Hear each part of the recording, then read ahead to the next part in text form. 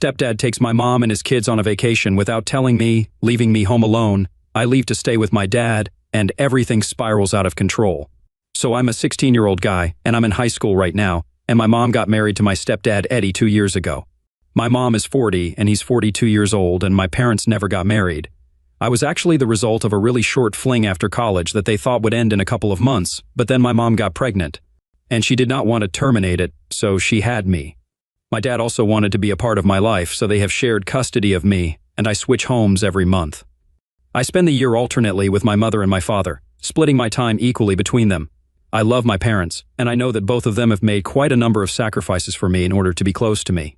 The first and biggest one is that they have had to live in the same city for years, so I don't find the commute between the two houses too difficult to deal with.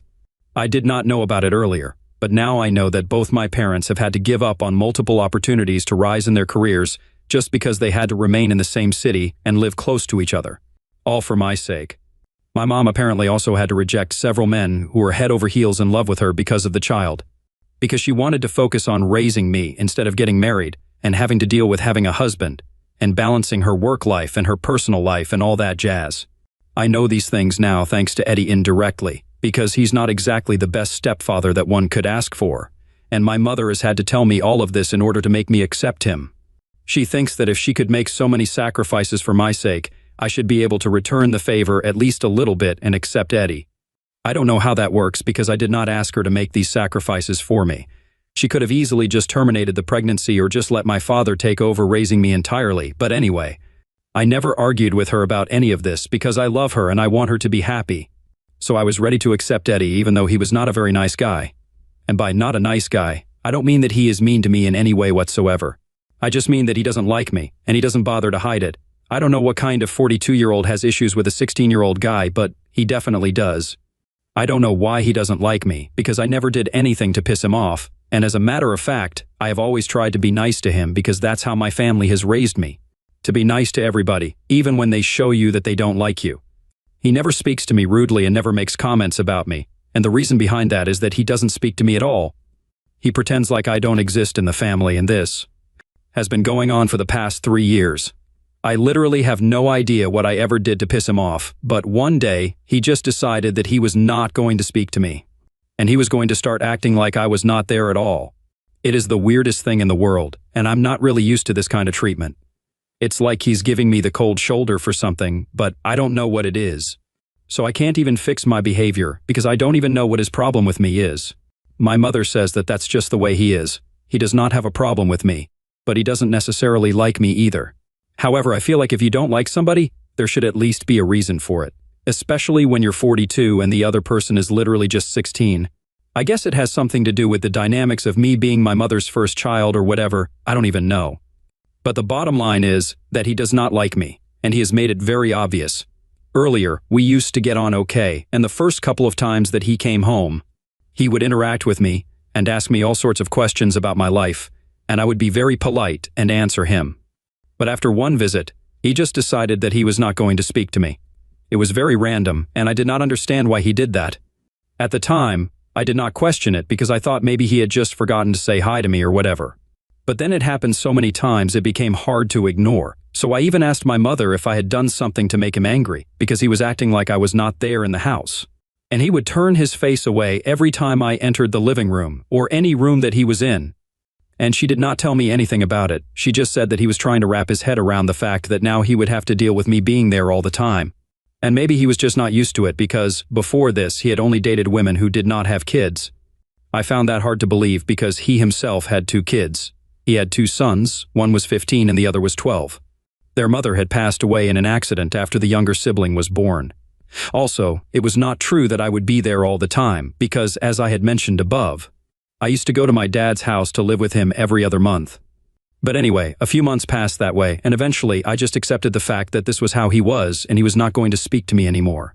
After a year of being in a relationship, he proposed to my mother, and they got married a few months later. After their marriage, Eddie moved into the house with his kids. Before that, I had only met his children a couple of times, and even they had been taught by their father not to speak to me. It was just so crazy, and I don't even know how I dealt with that for so long, for years as a matter of fact. Before getting married, Eddie and my mother used to live separately because Eddie's mother was really sick, and she used to live with them. But after they got married, he decided to move her in with his sister so she would be able to take care of her. And he moved in with my mom, into our house with his children. I don't know if any of you guys have ever experienced this, but it's really not easy to live in the same house with a bunch of people who won't talk to you and pretend that you don't even exist. But I had to put up with that, and it made me feel really bad because I felt like I was a criminal of some sort, judging by the way they treated me. And the worst part was that I never got to find out what I did wrong in the first place. I still have no idea, but at least I'm not living with them anymore, so it doesn't matter anyway. Years passed, and their behavior did not change, even though I got used to it. I was already used to Eddie not speaking to me whenever he would come over to visit my mother, which was quite frequent. And after they got married, I got used to him and his kids living in the same house with me and not speaking to me.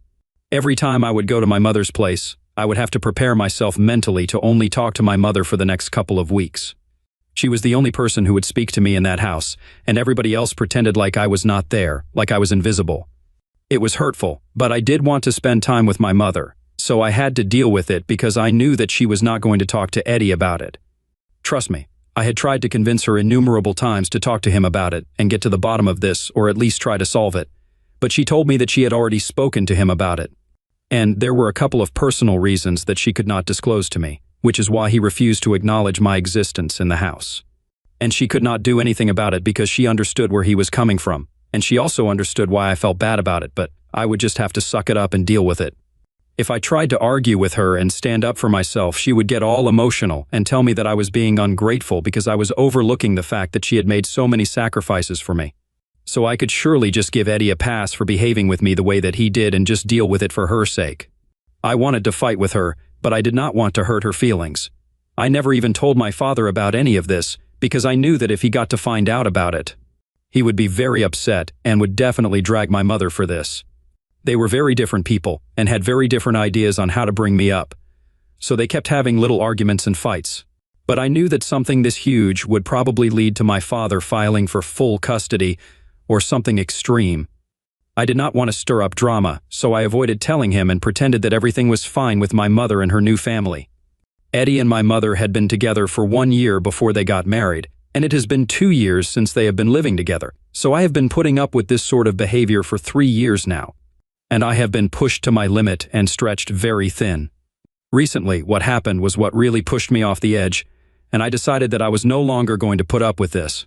Last month, I was supposed to be spending the month at my mother's house, and as usual, Eddie and his kids had been ignoring me. I was already going through a rough patch because I had been fighting with a couple of my friends from school, and I was really not in the right headspace at the time. So about 2 weeks ago, when I woke up one morning and I realized that the house was absolutely empty, I started losing my mind over it. Even up until the night before, everything had been normal, or as normal as it gets in my mother's house. They had been all talking to each other and ignoring me, but there was no mention of them going anywhere at the time.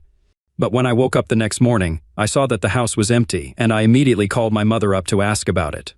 I had no idea where they were, but thankfully, my mother did answer the call. When I asked her what they were playing at, she told me that she and the kids were going out on a little trip for the week and asked me to stay in the house and take care of it. I'm on summer break right now, so I don't have school, and I don't really have to go anywhere, but I don't think it's appropriate to leave me at home all by myself and expect me to act like a watchdog. I was not on board with that plan, and I told my mother as much, that I was not ready to stay at home all day and watch the house. If she wanted something like that, she probably should have just amped up the security around her house instead of tricking me into staying at home. I was also just mostly upset that they had not even told me about their plan to go out on a road trip and left me at home all by myself. They didn't even have the courtesy of letting me know about it beforehand so I could decide for myself if I wanted to do it or not. I probably just would have said yes, because as a high school guy, there is literally nothing more that we want than an empty house all to ourselves. I probably would have invited a couple of my friends over and lived it up for a few days, but I was so pissed off that I didn't even feel like doing that because my mother was treating me like crap. And it made me feel really bad. I was also fighting with my friends, so I did not really have anybody to invite at the time, and I was just going through an overall bad time. I told my mother that she needed to apologize to me for doing this, and I could understand that Eddie did not like talking to me. But the bare minimum that they could do was at least tell me that they were going out somewhere before they left. It was not very nice to just wake up one morning and realize that you were all alone. And she told me that I was making a big deal out of this, and that I needed to get over it. She did not even wait for me to respond, she just hung up the call. When I tried to call her back, she did not accept it and texted me back saying that she was trying to enjoy her trip and that she would talk to me once she was at the hotel. I was so upset about everything that I decided to leave. I knew that it would mean that the house would be completely empty, but I didn't care. I had tried to call my mother after that to let her know that I was leaving, but she did not answer my call and everything went straight to voicemail. So I locked up the house and kept the keys of the house under a potted plant, which my mother usually does when she leaves. Then I went over to my dad's place to live with him. Once I got there, he was actually surprised to see me back so early because he had expected me to return after 1 week, since I was supposed to be living with my mother until the end of the month. But I had had enough, so I just came back to him, and I ended up telling him everything that had been going on. I told him all about Eddie and his ridiculous behavior around me and how he had even trained his kids not to talk to me. I felt like I had done something wrong, but I didn't even know what, and it was getting on my nerves. Then I told him how my mother did not even want to talk to him about this and just let everything go on the way it was, no matter how much it hurt me. Her excuse for that was that she believed that he had his personal reasons, and they were valid, but she was not even willing to tell me what those reasons were so I would be able to make sense of what was going on around me. I had put up with this for long enough just for my mother's sake. I wanted her to be happy, and she kept reminding me that she had made so many sacrifices for me in her life so I could do this for her. But this was getting way too much to take. I was not going to tolerate it anymore, and I was done. I had to tell my father about it because he deserved to know what my mother was putting me through. And maybe he would be able to do something about the situation because I was just so sick and tired of being treated like this, even when I have not done anything to piss anyone off. And I have always tried my best to be kind and compassionate towards everybody. Then I told him about how my mother had left me at home alone without even telling me that she and her husband and his kids were going out.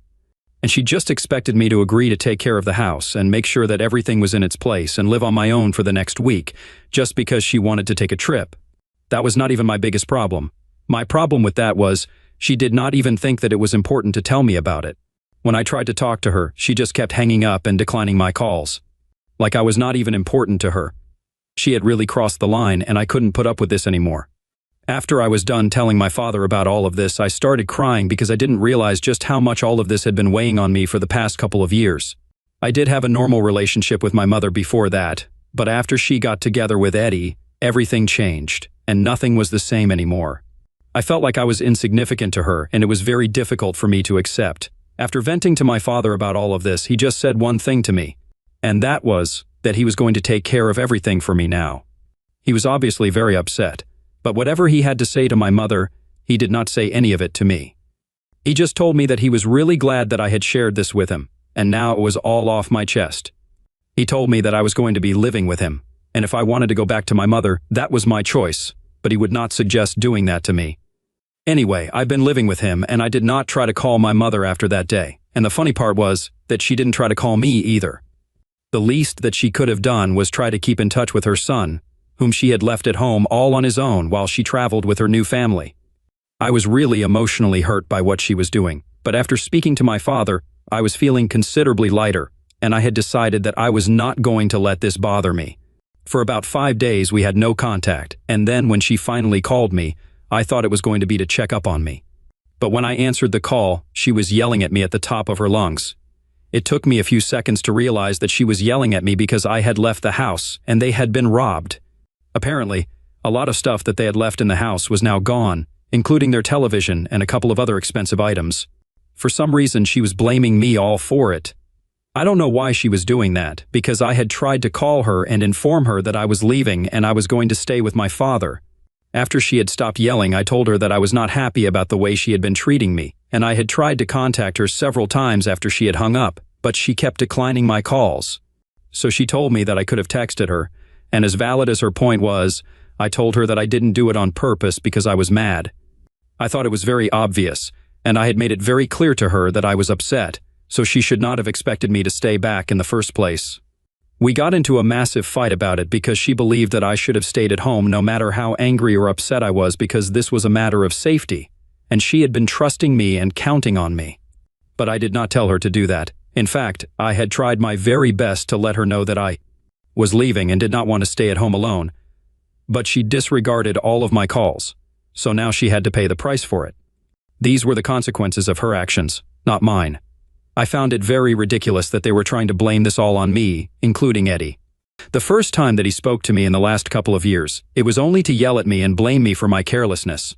He said a couple of other very confusing things as well, like he had always known that I would be the cause of ruin for them.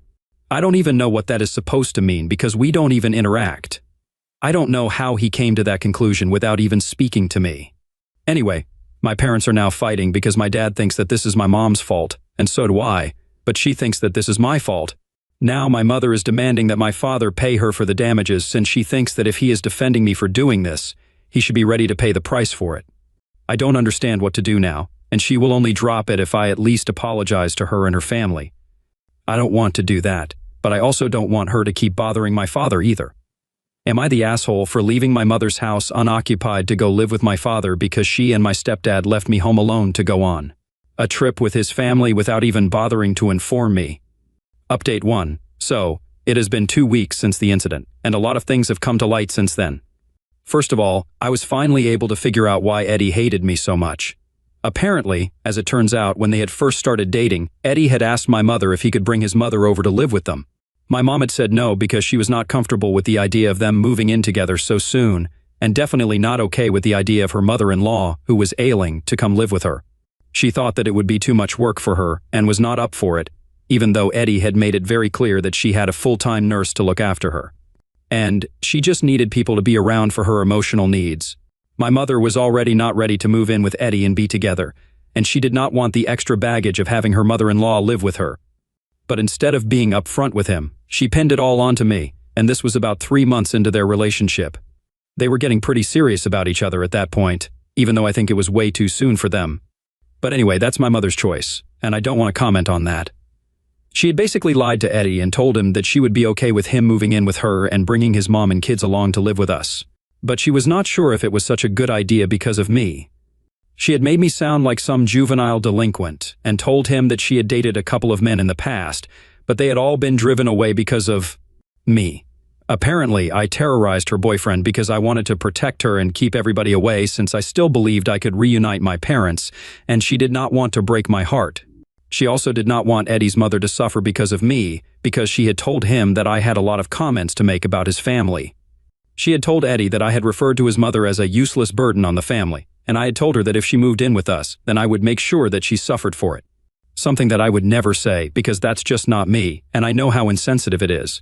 And apparently I had referred to his kids as little evil goblins who were going to ruin our family. Obviously, after that, he had stopped interacting with me at all because he did not want anything to do with me. He had actually believed my mother, even though I had always acted very normally around him, and he had no reason to believe her. I found out about it a couple of days ago, since Eddie had been pushing my mother to disown me and cut all ties with me because of what I had done, and he thought that it was about time. But she did not want to do that, so she finally had to come clean to him, and now they are living separately because Eddie could not believe that he had been treating me so badly over a bunch of lies that my mother had fed him, just because she was too afraid to tell him the truth. That it was she who was against having his sick mother live with them and not me. In that email, he even mentioned that he would not have had an issue if my mother had been honest with him and told him that she did not have the bandwidth to deal with a sick person in the house, and he would have just spoken to his sister and made sure that they took turns taking care of their mom. But she chose to lie to him and made up such a horrible story about me that he believed and kept mistreating me. He sent me an email to apologize to me for everything that he had put me through and hoped that I would forgive him.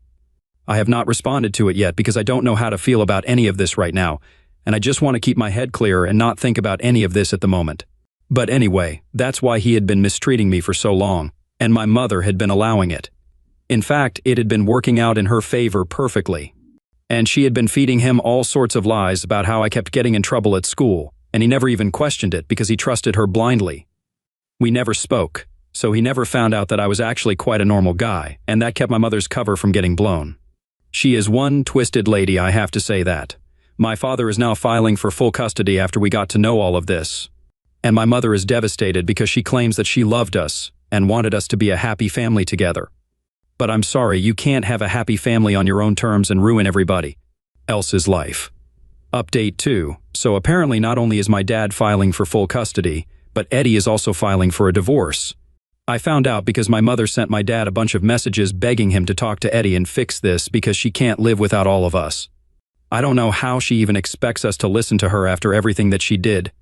She made sure that I was treated badly and did not have a problem with it for so many years, knowing that she had been lying through her teeth about me to her husband. I would pray that no person ever has to suffer something like this at the hands of their own mother. I kept wondering about what I did wrong and why I was being hated by her husband and his family for no reason, all this while she just cared about herself and nothing else. I have blocked her everywhere, and I don't want to speak to her ever again. I had been putting up with a lot of crap for the past few years just because I loved her and I wanted her to be happy. Clearly, she did not feel the same way about her own son and only cared about her own happiness. So that makes the two of us, both of us, put her happiness first. Well, not anymore. Update 3, it's official, Eddie has filed for a divorce. That is literally all that people are talking about right now, my family and a couple of common friends that my parents had. My mother is dealing with this in a very weird way, by posting sad quotes on social media, which I have been receiving screenshots of from my cousins. I don't know what she expects, but that's definitely not going to help. She dug her grave and now she has to lie in it. Update 4. So my dad has full custody of me now. It has been a couple of months, and my mother put up a good fight, but unfortunately, the divorce and everything made it super complicated for her. And we had all the proof of what she had put me through, so she really didn't stand a chance. But her lawyer managed to stretch the case out for a couple of months at the very least. Anyway, I don't have to visit my mother now if I don't want to, because my dad is the custodial parent. She does get visitation rights, but I don't know what the point of that is since I don't even want to talk to her anymore. I am happy with my father, and life is going pretty well. I have even made up with my friends, and I'm looking forward to moving on.